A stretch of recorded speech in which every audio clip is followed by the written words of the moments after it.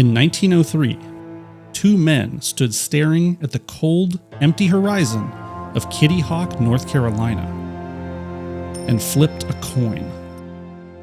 The result would put Orville Wright in command of the first heavier-than-air motorized flight. The Wright Flyer would overcome gravity for just 12 seconds, a minuscule period of time, but it was all that was needed to change the world. At the time, it was impressive and groundbreaking. But 120 years ago, no one could have imagined that just a few decades later we'd be screaming across the sky at supersonic speeds. That wars would be fought and won in the air, not the ground. And that motorized flight would become foundationally important to connecting the global human species. Rarely do we as humans realize the potential of what we've created. In 1948, with his father under house arrest awaiting trial for war crimes, Ferdinand Ferry Porsche, Karl Raab, and Erwin Komenda set about creating a sports car. And only a month later, they would reveal their design. A humble roadster clad in aluminum, its engine in the wrong place, and its parts borrowed from the lowly Volkswagen Beetle. Simple, cheap, but effective. The Porsche 356 would launch the world's most prestigious sports car brand with just 40 horsepower.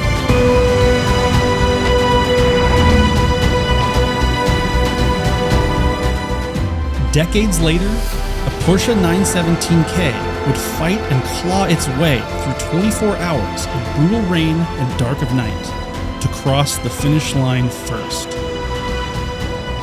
A victory that would cement in the halls of Stuttgart the unofficial rallying cry of Porsche. Win. Win everything. And win at any fucking cost.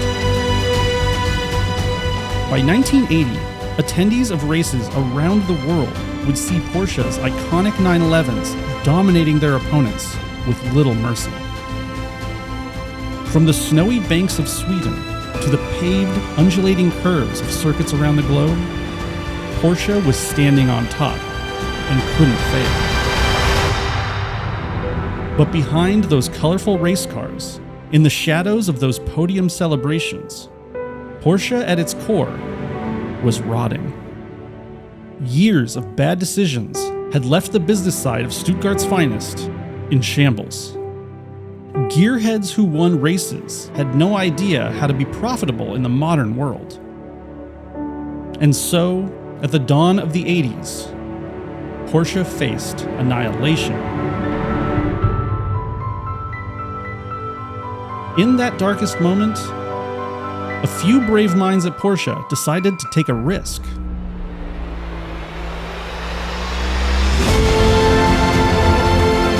And build a machine so powerful, so complex,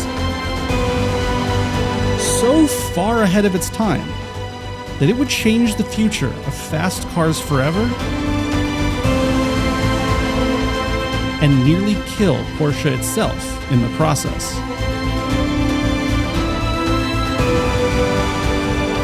This is the story of the greatest car Porsche ever made, the 959.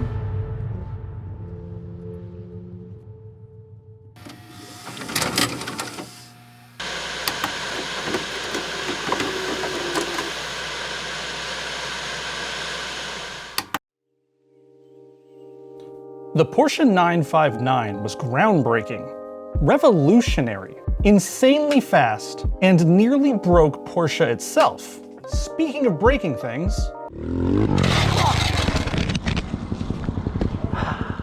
yeah, this summer, you know what else broke? My wrist. When you break your wrist, there's a lot of things you realize you take for granted. Petting your cat, driving a manual car, and most of all, being able to cook yourself a hot meal. Thankfully, while I had that broken arm, I didn't starve to death thanks to today's sponsor, Factor. Factor is chef-prepared meals delivered straight to your door. No shopping for strange ingredients. Looking for some things on my list. Dolphin milk, like canned or powdered. No dirty dishes, pots and pans, none of that. Just delicious, nutritious meals ready to eat in just minutes. Each meal made of fresh ingredients that are dietitian approved and created by real, actual chefs. You know, like those dudes on The Bear, which is just such a great show. Look, if you're like me, you just have too many damn hobbies, and cooking is just not one of them. So let some other sucker cook for you. Best of all, since I know you all think you're unique little snowflakes, Factor lets you choose from a variety of diets that suits your lifestyle. If you're vegan or keto or flexitarian or pescatarian, Factor has you covered. Me, I go for Calorie Smart because, as you know, the camera adds 10 pounds and sitting at your computer 16 hours a day making videos adds another 50. And Factor is not just for dinner. You can choose from up to 55 different add-ons that include breakfast items, fast grab-and-go shakes, protein bars, or even a nice dessert to help you forget how badly your last YouTube video did. Why did I make a motorcycle video on a car channel? So, start a new year with a new you. Try out Factor. Head over factor75.com or click the link down below and use the code SQUID50 to get 50% off your first box. And with that, let's plate our favorite Factor meals, pull out our forks, and get back to the story.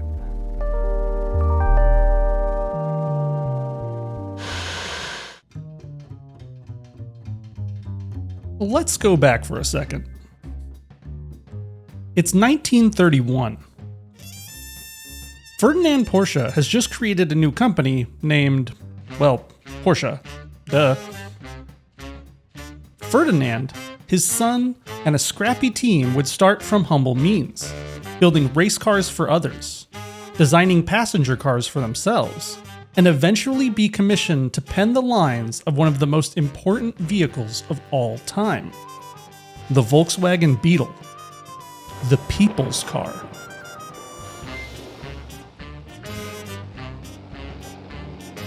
And their client was an eager man named Adolf Hitler. You know what? Maybe let's just fast forward this part a little bit. That's better. 1970. Good has triumphed over evil, and Porsche has become one of the most dominant names in racing. Helmut Bott, who at one time operated a Porsche-designed tank in the war, is their star engineer and leads the Porsche team to numerous podiums with their 917 and 936. Off the track, their flagship sports car, the 911, was breathing through a shiny new turbo. It's fast, it's curvy, it's deadly, and the desire of dentists and architects around the world. To the casual observer, Porsche could do no wrong. Within, however, Porsche is at war with itself. Despite their winning streak, the company has struggled to stay above water. Poor business decisions and lack of sales were causing panic at the higher levels. Their flagship sports car was actually struggling to sell, and Porsche itself was running out of money. To add fuel to the fire, they went through a complete corporate restructuring, decided to go public, and elected a board of directors. As the figurehead, they appointed an old engine designer named Ernst Fuhrmann to lead the company. You know, the guy who slapped the turbo on the 930? One of the first decisions made by this new, improved leadership was to take the very machine that brought them podium finishes, worldwide renown, and pretty much their entire identity as a brand, walk it out the back doors of the factory, and shoot it in the head. Whether you drive a Porsche 911, whether you drive a Porsche 924, whether you drive a Porsche 928, nothing even comes close. Fuhrmann, who was now in his 50s, had a long history at Porsche, and more importantly, with the 911. But he believed that rear-engine cars were to be a thing of the past. And it's kind of hard to blame him. To this day, the success of the Porsche 911 is a remarkable oddity. Its rear-engine design DNA was simply due to its shared heritage with the Volkswagen Beetle. The layout was chosen not because it was better, but because Porsche was broke when they started back in the 1940s. So they just used what they had laying around. But now it had been decades since those early days. To continue making this archaic sports car made little sense on paper. With the oil crisis ending, sports cars were advancing at breakneck pace. And the 80s were going to be the dawn of future tech, luxury living, wealth and riches, and cocaine. Lots of cocaine. That air-cooled engine sitting behind the back axle was a relic of the 40s. The cramped interior of the 911 wasn't roomy enough, and its suspension not comfortable enough for the rich, fat buyers of cars in the 1980s. Around the globe, a new breed of luxury GT cars were coming out of Germany, America, and Japan. Front-engined, rear-wheel drive highway cruisers that would take you far, do it comfortably, do it fast, and make you feel like Lex Wexner. And so, Furman believed that Porsche had to get with the program and that the 911 had to die. Thankfully though, not everyone was on board with this decision. Down below their plushy boardrooms, Helmut Bott, the lowly engineer, fumed with rage as he heard rumors of the 911 going on the chopping block. The 911 had meant everything to him. How could the suits think this was a good idea? His mind raged, but he had a lifelong career at Porsche he wasn't about to risk, even for the 911. So he swallowed his pride, smiled, and nodded when asked to develop the new lineup. Because again, it all kind of made sense. The replacement for the 911 would be ahead of its time rather than holding on to the past. A water-cooled, high-efficiency V8 would power a transaxle, splitting the weight of the drivetrain for perfect balance, something their competitor, the Corvette, wouldn't adopt for another 20 years. Sporting full independent suspension, powerful disc brakes, power steering, and a roomy interior, this was definitely not a 911. It was the 928. The flagship Grand Tourer of the future of Porsche. With its little brother, the four-cylinder 924, Porsche was ready to leave behind their Stone Age past and join the modern motoring world. Sales projections said that they could break out of their niche market segment of people with engineering degrees and sweater vests and finally sell a shit ton of cars to everyone. Porsche readied their factories, printed their posters and advertisements, and revealed the new cars to the world at the 1977 Geneva Auto Show. Millions of dollars spent. The future of the company at stake. The curtains lifted, the cars gleaming in the lights, and no one cared. What is that, sir? That, Charles, is my new Porsche 928 S4. Shall I have the chauffeur put it in the garage? Fire the chauffeur.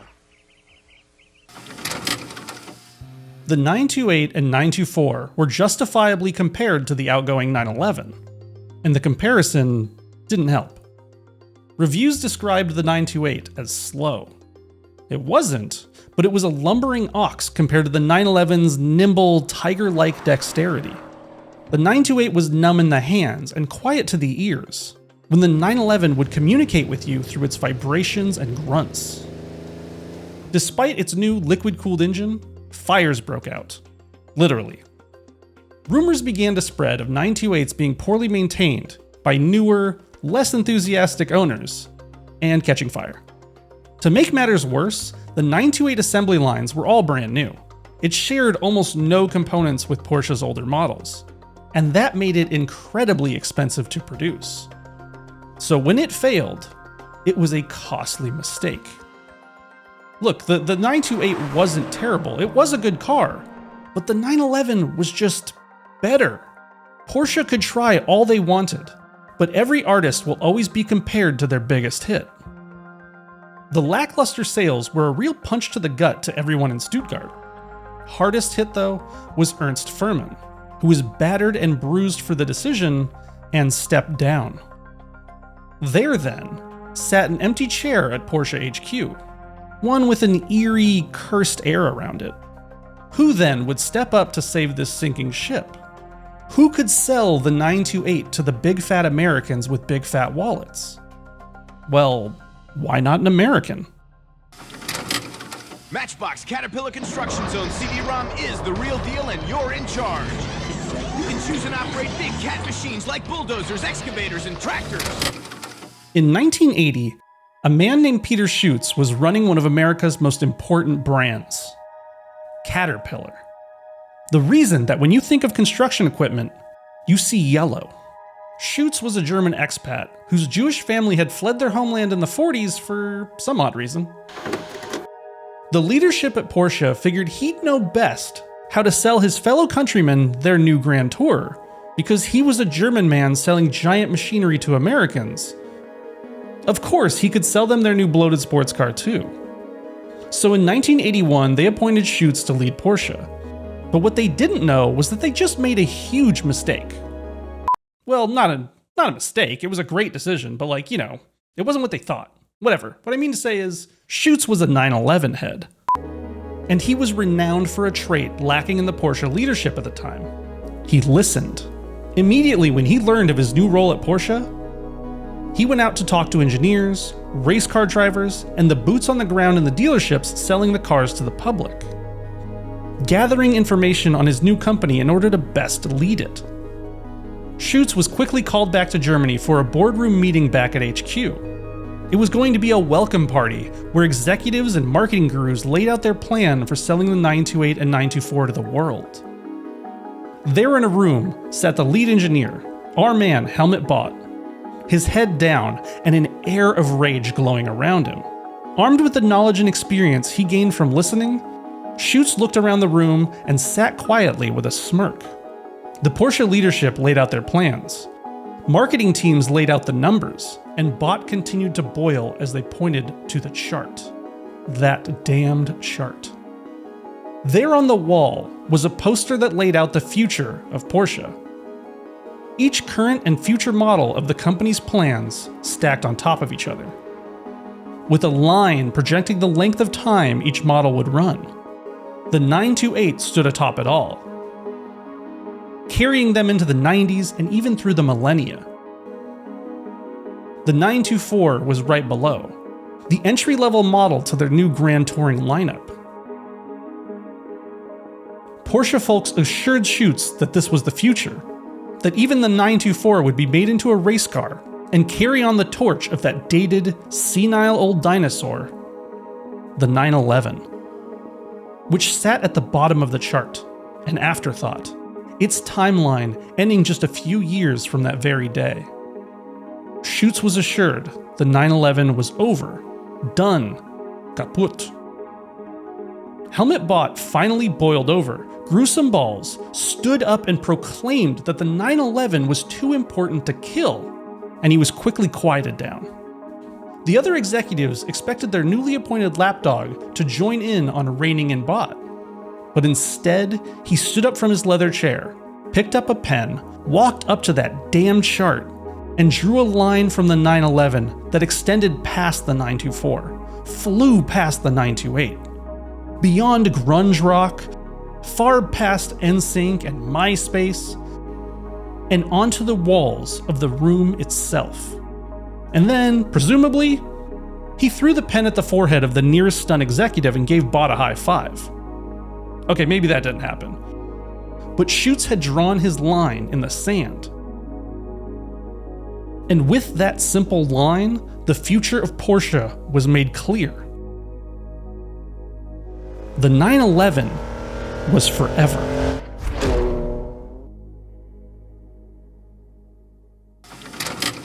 At Porsche, key personnel meet on a regular basis to discuss alterations and refinements. At these times, many important contributions are made in the perfecting of our cars. try to keep the meetings short. Now, 40 years prior to that meeting, Schutz and Bott were on opposing sides of one of the most brutal wars in human history. But on that day, they were allies. And together, they set about a difficult task. Save not only one of the most important sports cars of all time, but do it without poking any more holes in the already sinking ship of Porsche. Could they bring that archaic platform into the future without massacring it? Could a rear-engine sports car compete with Japan's Gundams, Italy's bratty ponies, and America's cheeseburger-powered rockets? Well, damn it, they would try.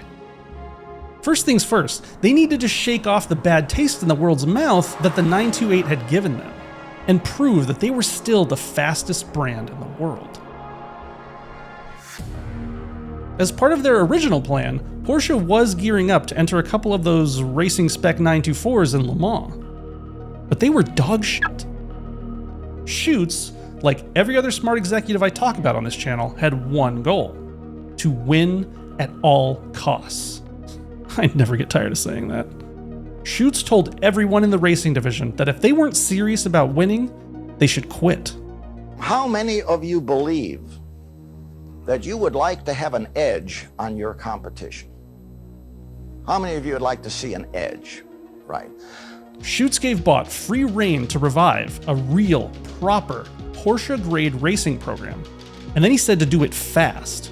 So, Bott and his engineers walked into the Porsche Museum one day and stood before the Porsche 936 on display, a relic of Porsche's golden days, a Le Mans champion in 76 and 77, now collecting dust. So the engineers tore down the stanchions and stole it. Bott had been developing a new engine, one that would eventually power the 956 years later, and so, in the interest of winning, and winning fast, he bolted it into that old girl. Rumors spread of a new, wild Porsche ready to pounce on racetracks around the world, and that was all it took to coax the legendary Jackie Ickx to spearhead the program. Ickx was a loud, brash, and dominant driver that had previously piloted the Can-Am dominating 917, and brought Porsche multiple touring car championships, including those coveted Le Mans wins with the 936. Bott, Ickx, and the 936 went to France in 1981, and brought home a shiny new trophy. They'd once again proven that they can win Le Mans, and told the world that despite their lackluster sales and befuddling politics, Porsche was still the king of speed. The win gave Bott a newfound confidence, and he finally felt that now was his chance to alter the course of Porsche's history and engineer his greatest work. Bott approached Schutz and said, "It's time. We need to build the ultimate 911, and we're taking it to the desert."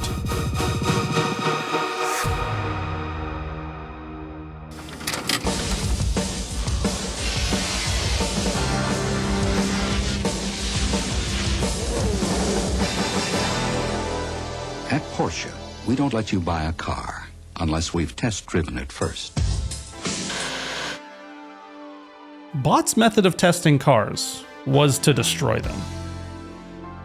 He'd been with Porsche since the 1950s, where he was hired to test out their transmissions. The aging Volkswagen gearboxes in the early race cars couldn't handle the torque. So Bott would build new prototypes, slap them in cars, and drive them until they exploded.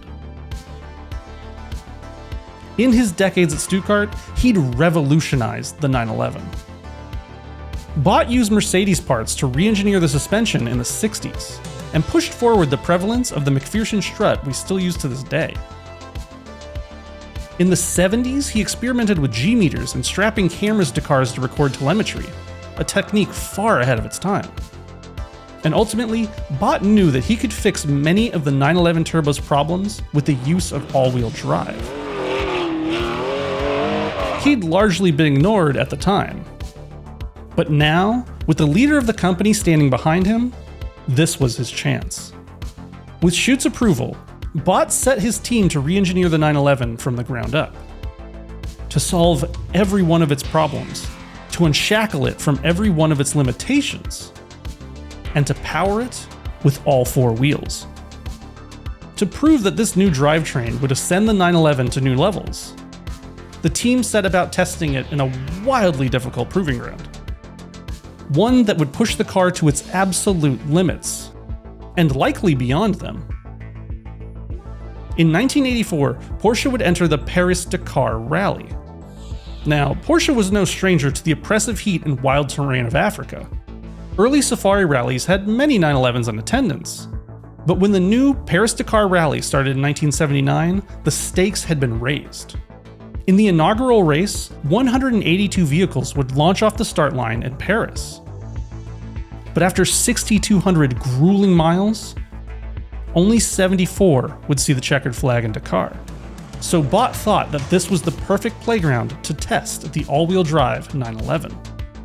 Taking cues from Audi's revolutionary Quattro system, but kinda going their own way, Porsche's PSK, or Porsche Steuer Coupling, I probably pronounced that wrong, let me know in the comments, would distribute its power with clutches rather than differentials. Most of the time, PSK would send 60% of its power to the rear wheels, mirroring the weight distribution of the car itself. Under hard acceleration, it would operate as if it was fully rear-wheel drive. And when things got hairy, a computer would divide the power up to 50% front and rear. This would be the revolutionary but complex system that would later be the foundation of Nissan's Atezza system. While Brat and his team had a prototype of the 959 in a drivable state for the race, they decided it would be best to fit an older body on top of the prototype platform for the race because, well, they were too broken behind schedule to really create a body.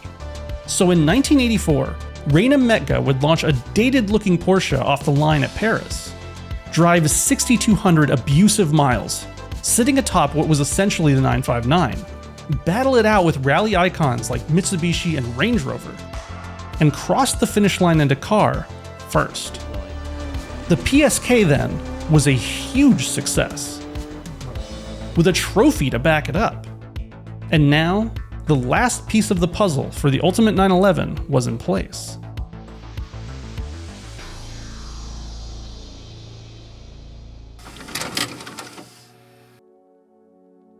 Rewind time. Prior to their Dakar win, back in Germany, Brat and his team had been working for years on the 959. To start the process of building the ultimate 911, they would need to start with, well, you know, a 911. So they rolled a 1983 911 onto the factory floor and tore it apart.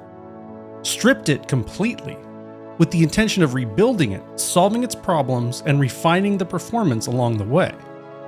To start with, of course, they wanted more power. But there was a problem. Porsche's Flat 6 had been air-cooled for as long as Porsche had existed. But the power they were targeting was going to be too much for the air to keep in check.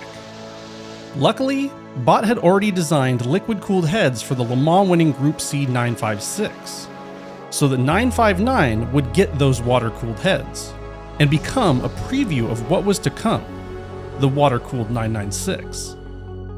The racing DNA in the 959 didn't stop there. The 911's classic Flat 6 would get a full race-bred makeover. By the end, it would share nearly nothing with its 911 cousin. It would essentially be the road-going version of the legendary 962 power plant. Aluminum block, titanium connecting rods, 2 cams per head, 4 valves per cylinder, all fed by a Bosch Motronic fuel management system. It was everything that Brat and his team had learned from racing, sewn together into one 2.8-liter masterpiece. And this being the 1980s, a turbo was always going to be involved. Unlike the 930, you know, the one with the big turbo that spooled up and tried to kill you, the 959 would employ 2 sequential turbochargers, one spooling up before the other to reduce turbo lag. And when combined, fuel, air, and fire exploded behind you with the power of 450 horses. More power than any road car was making at the time. Now, what it lacked though was torque. So Porsche approached Borg Warner to develop a new transmission. What they made was a 6-gear transmission that allowed the 959 to maintain a lively amount of torque at any speed, reach 60 miles per hour in under 4 seconds, and allowed the 959 to reach top speeds of nearly 200 miles per hour. Figures that would be the requirements for proper supercars for decades to come. Weirdly though, if you were sitting in one, you would notice a distinct lack of a sixth gear on the lever. Just 1 through 5, preceded by a strange one labeled G.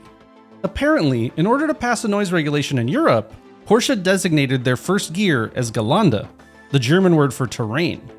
They would describe it as sort of a low range for four-wheel drive meant to get you out of snow and mud. That way, when they went to test the 959 for noise, they could start the car in the tamer, quieter second gear. Now, slippery rule dodging aside, this meant that the 959 was the first 6-speed manual sports car. All of this together that lay underneath the skin of the 959 was incredible and revolutionary. Innovations that would dictate the world of supercars for decades to come. Now, what surrounded all of this marvelous machinery was more hit and miss.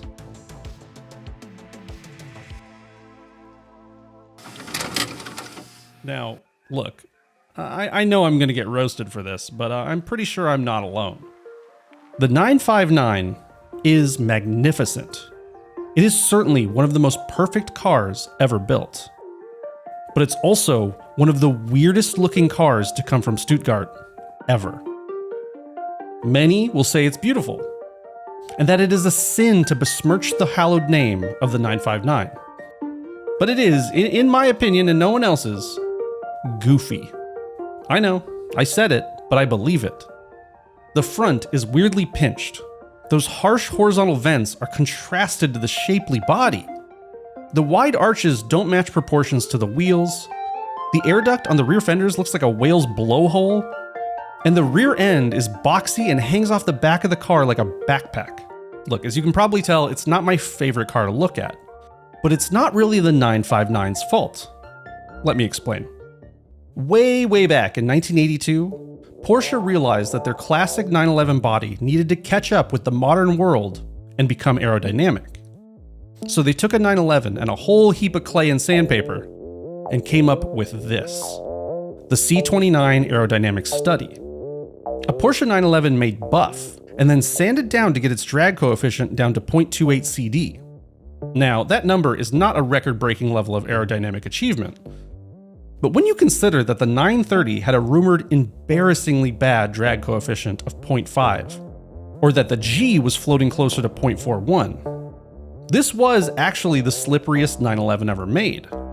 Now, the C29 study was an attempt to make a 911 slice through the air, beauty be damned, and it did so admirably. So of course, when the 959 project started a year later, that aerodynamic design was incorporated. The C29 concept body was draped over a standard 911 chassis, and that was it. They stopped there. The lines of the 959 were really just a study in a wind tunnel. Nothing honed down and refined by a designer. No consideration for how a supercar should look, or even any consideration made to suit the 959's proportions. It was pure science and no artistry. And so, it's weird looking. Again, in my opinion. I'm sorry. What's worse, as they developed the 959, the engineers designed the car to produce zero lift as it climbed up into triple-digit speeds, because any lift would lighten the steering and create instability. Not something you want out of a car that will be chasing 200 miles per hour on the Autobahn. It was a commendable effort, but they were so insistent on this one point, to reduce drag and have zero lift, that they failed to really do anything to provide downforce. That massive integrated wing might as well have not been there, because when it came time to tackle a corner, it did nothing to push the car down and help the tires grip the road. And so, the 959, the race car homologation special 911, would suffer in racing as it couldn't corner that well.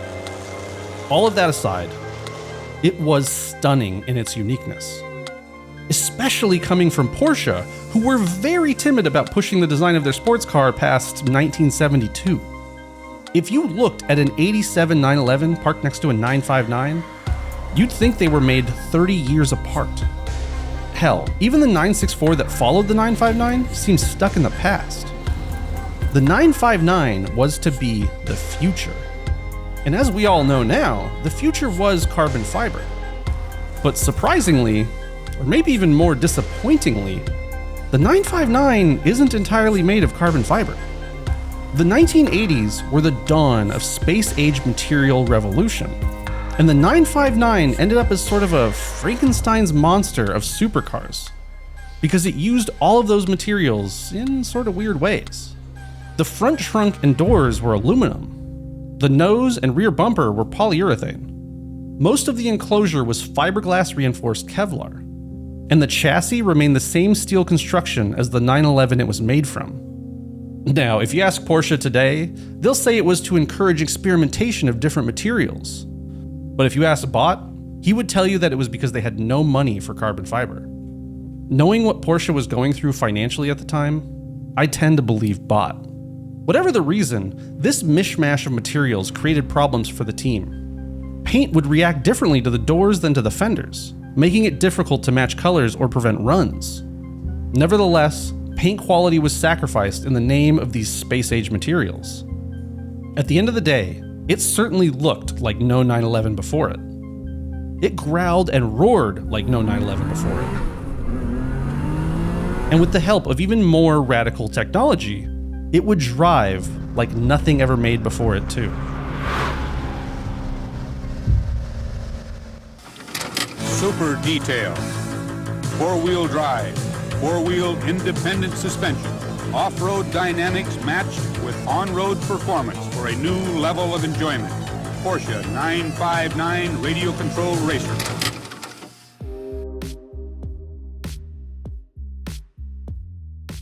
The 959 is described as being one of the most well-behaved supercars of the time.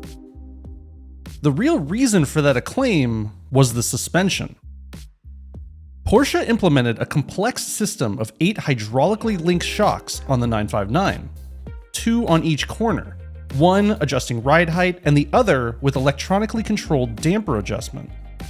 This system was so effective, it even eliminated the need for standard roll bars.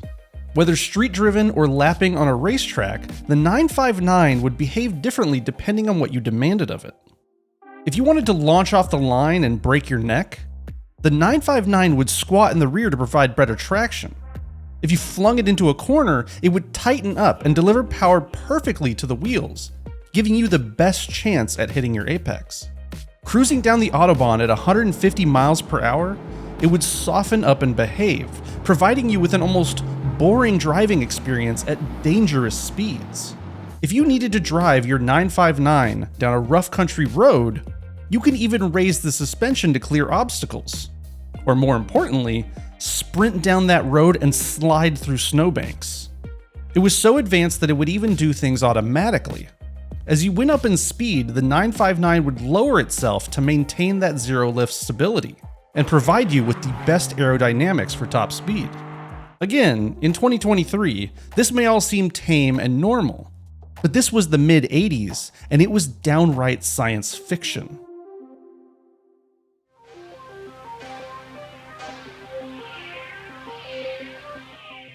Attached to this complex suspension system was the largest set of brakes Porsche had ever built, but it wasn't important how big they were.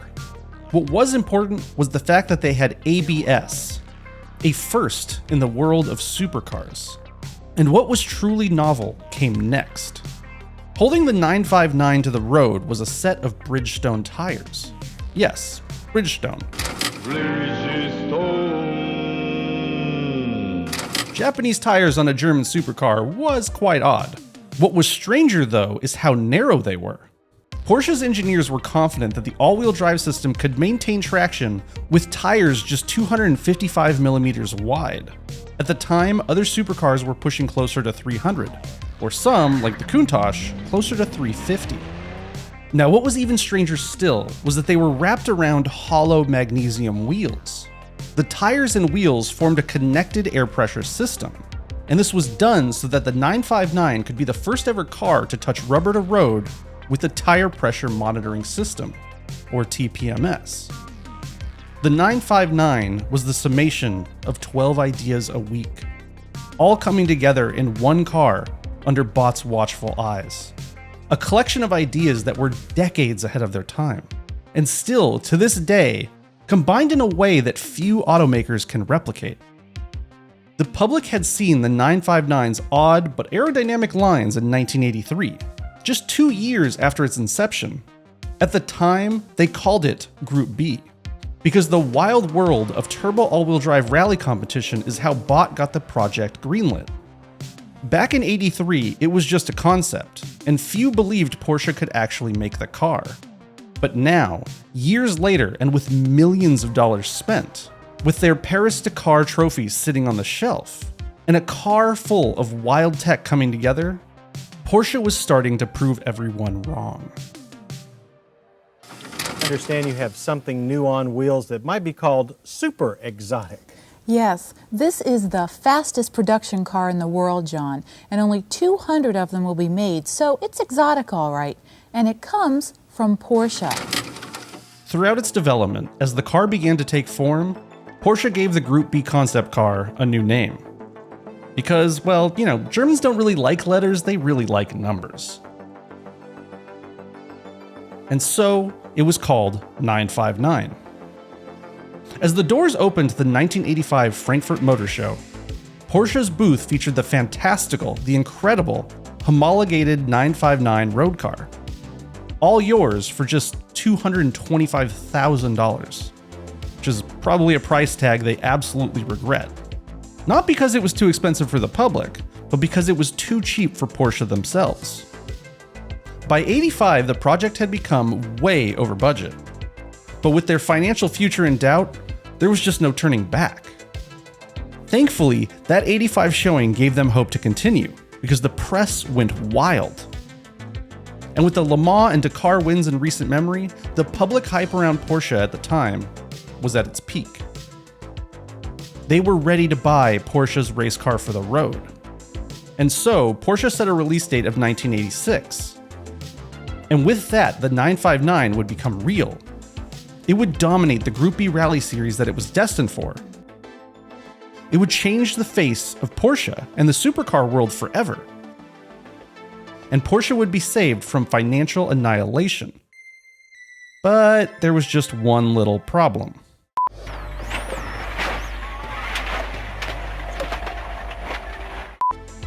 Yeah, in '86, Group B got cancelled. Prior to that cancellation, Porsche had entered a number of 959s and other cars sharing parts with it in various rallies as practice for that Group B competition. And they even won some events. But ultimately, by the time it came out, the 959 was a race car built for a race that was no longer happening. Like the LFA that would come decades later, they just took too damn long to make it. Now, Bot's 959 wasn't a total disaster. Once again, with the unbreakable Reina Metga behind the wheel, a racing variant known as the 961 did win its class in Le Mans. But the 959 would never truly make waves in the racing world. Thankfully though, Porsche had already started making the road cars for the homologation requirements by the time Group B folded.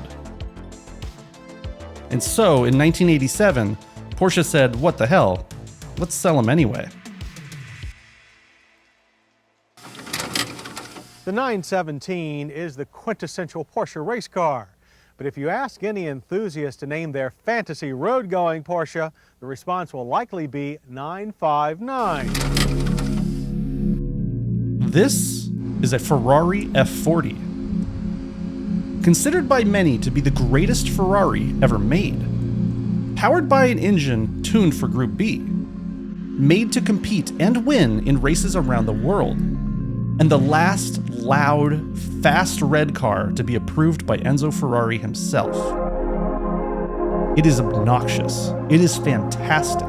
It is the shining example of the '80s supercar revolution. And it is way, way, way behind the 959. Like decades. Yes, both were race-bred homologations. And yes, both were wildly expensive. But the F40 was essentially a race car with turn signals. And the 959 was, well, everything. Porsche's 959 was just absolutely the fastest car in the 80s. 0 to 60 in just 3.6 seconds meant that F40 was a full second behind you. Its all-wheel drive system meant that it had supercar level grip in any setting, on any surface, and in any weather. The complex hydraulic suspension meant that you could be crawling up a cobblestone road, carving the corners of the nearest canyon, or bounding over bumps and jumps of your favorite country road, and you wouldn't feel anything but confidence. Its interior was comfortable, its dials and electronics worked when asked, and most importantly, unlike every other supercar of the time, they didn't spontaneously combust. All of this combined meant that the 959 was absolutely, astronomically boring. I mean, why do we all love the F40? Why is it always talked about and not the 959? It's not because it was the fastest. It was because it was the reddest, it was the loudest, and it was the lowest. The F40 was the most super of supercars in 1987, even if the 959 was better. The comfortable, versatile car of the future that Porsche developed was so well behaved, you didn't even realize it was blowing your doors off in a race. It is classic German engineering. Numbers tell the story, not emotions. Porsche didn't give a damn about selling 959s to Ferrari people. They wanted to sell their ultimate 911 to people that bought 911s. You know, nerds. Perhaps most exemplified by one of the most famous buyers, billionaire Bill Gates, a man who instantly fell in love with the numbers of the 959 and placed an order for one of the 292 959s that would be made, a number of cars so small that Porsche never even bothered to send any to the States for testing. And so the 959 actually wouldn't be legal to own in the United States. But you know, billionaires will be billionaires, so Bill bought one anyway. And of course, it was impounded the moment he brought it over. Now, thankfully, Bill wasn't alone. Racing driver Bruce Canepa and Los Angeles Times publisher Otis Chandler all wanted a taste of Germany's new supercar. So together they launched a lobbying campaign to get the US government to bend the rules for them. Doesn't it sound nice to be rich? You can just, change the government. In 1999, over a decade later, thanks to their efforts, the show and display laws were signed, allowing enthusiasts to import a car from other countries legally if that vehicle was significant to car culture, whatever that means. Finally, Bill Gates would get his 959, a machine so fast, so advanced, and so important that it was worth fighting the entire US government to get.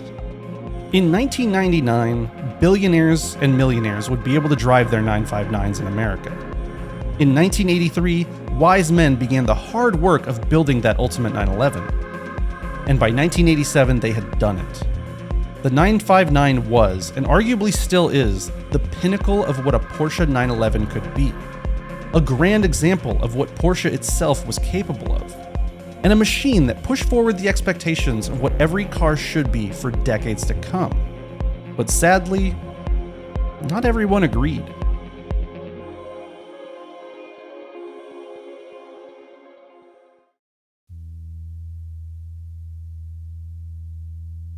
While magazines around the world raved about Porsche's 959, the executives back in Stuttgart were furious.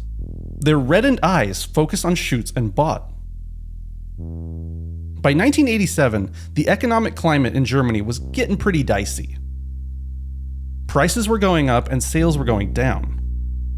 Schutz's decision to axe their 924 and focus on the 911 likely pissed off the board. And the 959 project had cost Porsche twice what they expected it to. Even with its massive price tag, each of the 292 examples was a loss for the company. Despite their efforts saving the most important sports car in the history of all cars, and likely rescuing Porsche itself from becoming just another boring German luxury car company, the board would announce that Schutz was stepping down. Shortly after, seeing the writing on the wall, Bott would leave too. Two men who had created arguably one of the world's most fantastic cars were out of work a year later. Replacements for Schutz would come and go. Amo Bone lasted 2 years. Heinz Branitzky only 3. Years later, as the world of cars began to catch up to the vision of the 959, as the world of supercars took their cues from its performance and balance, as street cars began using ABS, TPMS, and all-wheel drive, the board at Porsche likely looked back at their decision to get rid of Schutz with regret. Because Schutz and Brat were right. They hadn't just made a fantastic car. They had steered Porsche in the right direction. And most importantly, that long red line of the 911 drawn on the wall was a prophecy. The 911 was to be forever.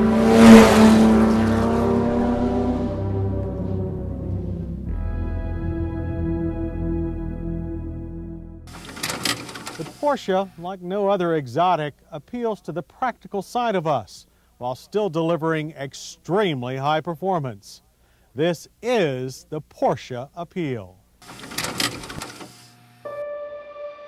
Prior to the 959, Porsche had always been fast.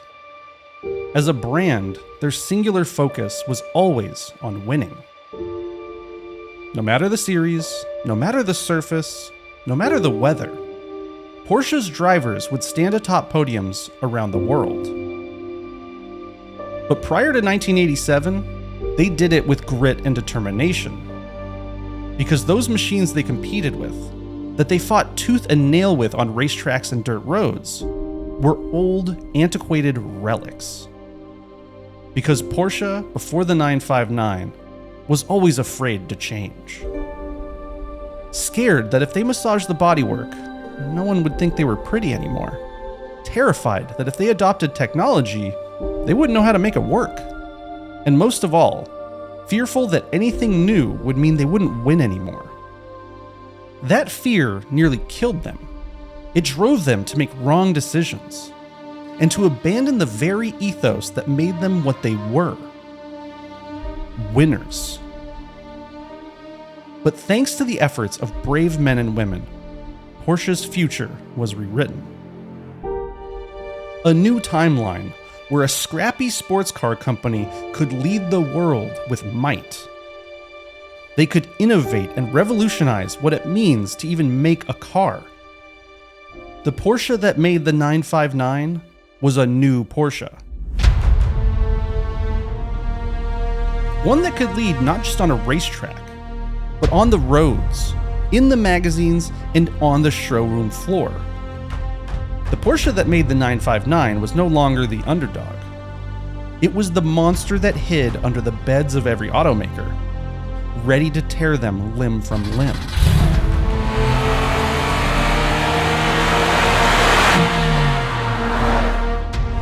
That futuristic beast unleashed from Sttugart would change everything. The car in your driveway, no matter the brand, likely has DNA descended from the 959 itself. The TPMS system that keeps you safe debuted in the 959. Your crossover's computer-controlled all-wheel drive, a progeny of Helmut-Bott's PSK. The twin-turbo system of your favorite sports car was race-proven at the hands of Jackie Eakes. 6-speed transmissions, electronically controlled adjustable suspension, and active aerodynamics were the dreams of a few sharp minds in Germany in the early 80s, and are now the gifts we are all fortunate enough to receive. The 959 was a blessing to each and every enthusiast the world over, even if we never laid a hand on one. The ultimate 911 became a machine bigger than Porsche itself.